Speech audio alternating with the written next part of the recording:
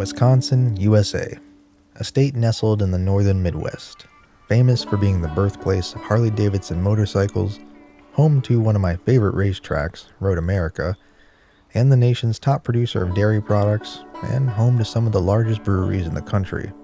I recently wrapped up the Wisconsin expansion and wanted to share my thoughts on the maps, much like I did with the Kola Peninsula. In this video, I'll cover what I enjoyed, what frustrated me, tricky sections, tasks, jobs, the trucks you'll find, and the ones I used. Fair warning, if you don't want these maps spoiled for you, you might want to skip this one. Let's start with Black Badger Lake, the first map of the expansion and likely where you'll spend most of your time. In real life, there's a Badger Lake near Wisconsin's western border, but it's in the middle of vast farmlands and looks more like a pond than a lake. Anyway, I really enjoyed my time on this map. It reminded me of Michigan, only with more verticality, unmarked trails, and some deep water crossings on main routes. The layout keeps you on your toes, as the map is segmented by difficult crossings that you can't repair. The main objective here is to gather a ton of materials to complete construction on a paper mill. For anyone who's skipped over the Yukon and Amur expansions because of their difficulty, Wisconsin might be your first experience with cargo crafting. The map is somewhat notorious for it. Crafting tasks, particularly those requiring metal rolls, can get a bit tedious, especially if you try and do them early on. Hauling generators to crafting zones, even after fixing the power station, didn't make much sense to me and was a pain.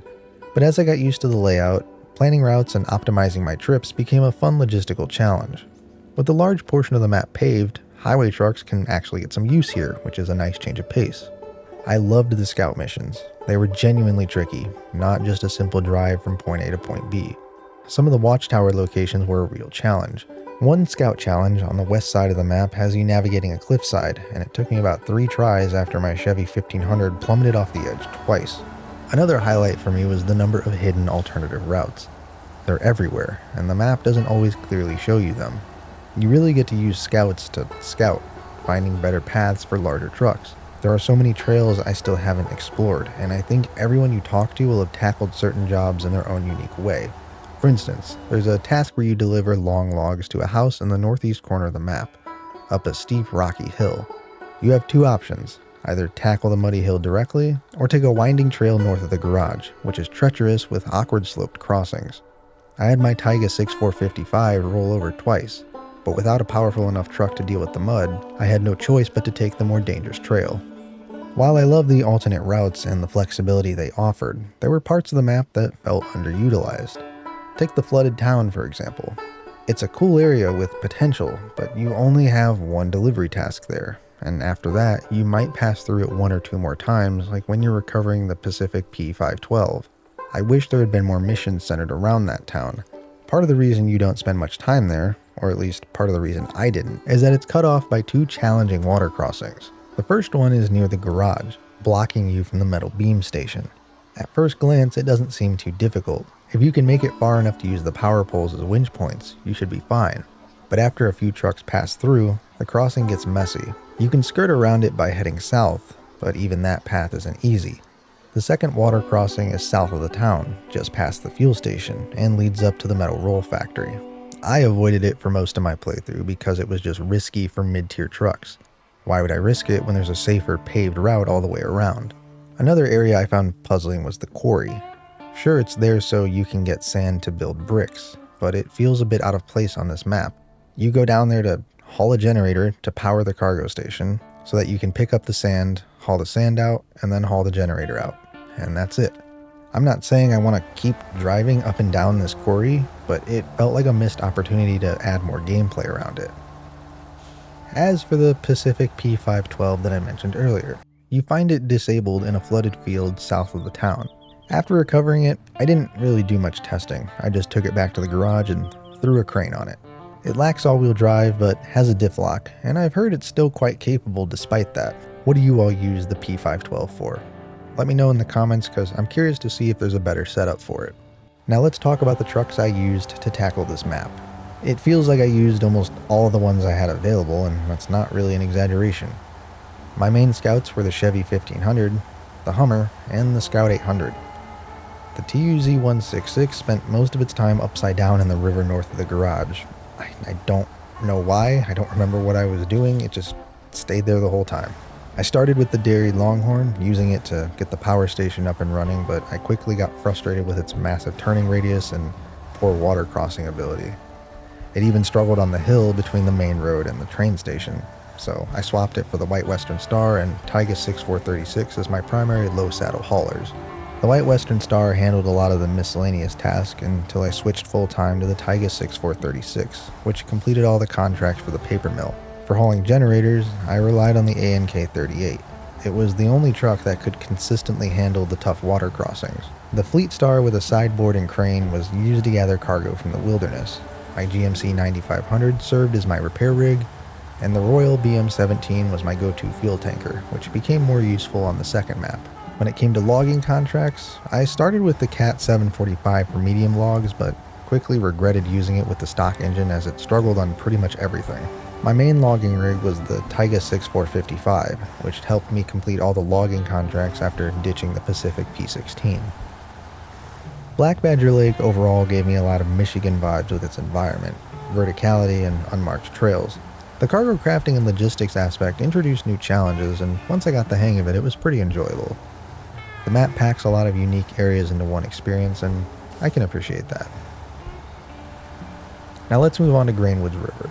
This map focuses on restoring train tracks, repairing the train bridge, and hauling an abandoned train engine for repairs. This section will be shorter than my Black Badger Lake section, because I feel like my time in Grainwoods River was much quicker. The map is visually stunning, with winding roads and plenty of bridges.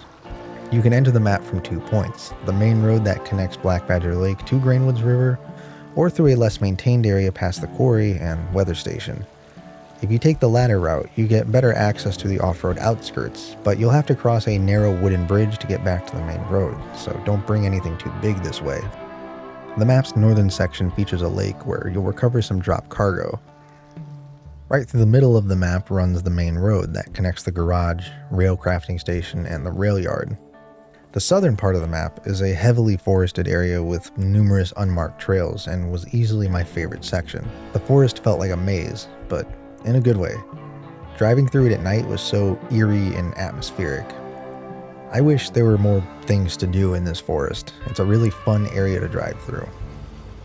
Despite the beautiful environment, the gameplay started to feel repetitive towards the end, especially with all the back and forth. The final contract for the paper mill has you transport 16 units of cargo, and you'll be going back and forth between the warehouses and the steel beam factories a lot to construct all the sections of rails you need. However, I liked that the map gave you the option to gather wood planks from the construction sites, or just run a logging operation to the sawmill to get all the planks that you need.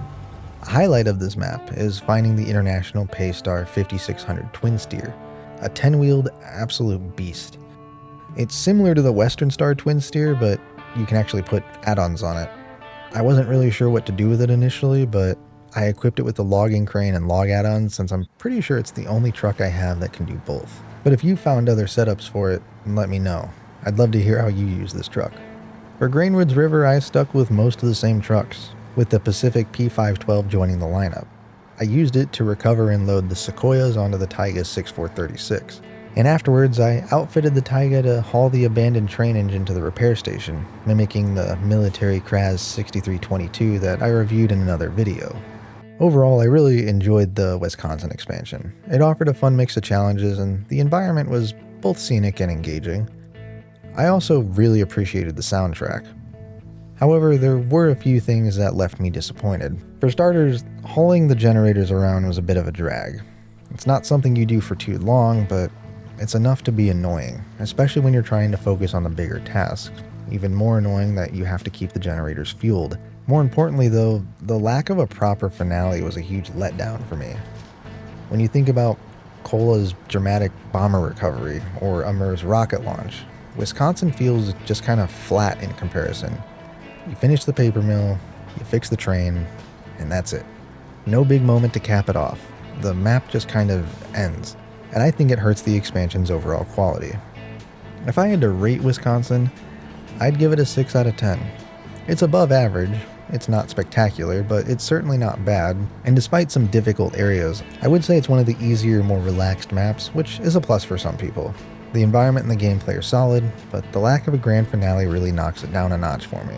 Keep in mind though, with his whole expansion review series, I guess, I've only really reviewed 2 expansions, Kola and Wisconsin, so that scale might shift a little bit as I look at more maps. So, those are my thoughts on Wisconsin. I like doing these reviews because they help me wrap up my experience with an expansion and reflect on what worked and what didn't. Hopefully this gives you some insight if you haven't played these maps yet or are just curious about how I tackled them. But what did you think of the Wisconsin expansion? Did you use any of the same trucks I did? Or did you take a completely different approach? I'd love to hear your thoughts, so drop a comment below with what you liked, disliked, or any cool routes you found. But that's all from me, guys. Thanks for tuning in, and I will catch you in the next truck review.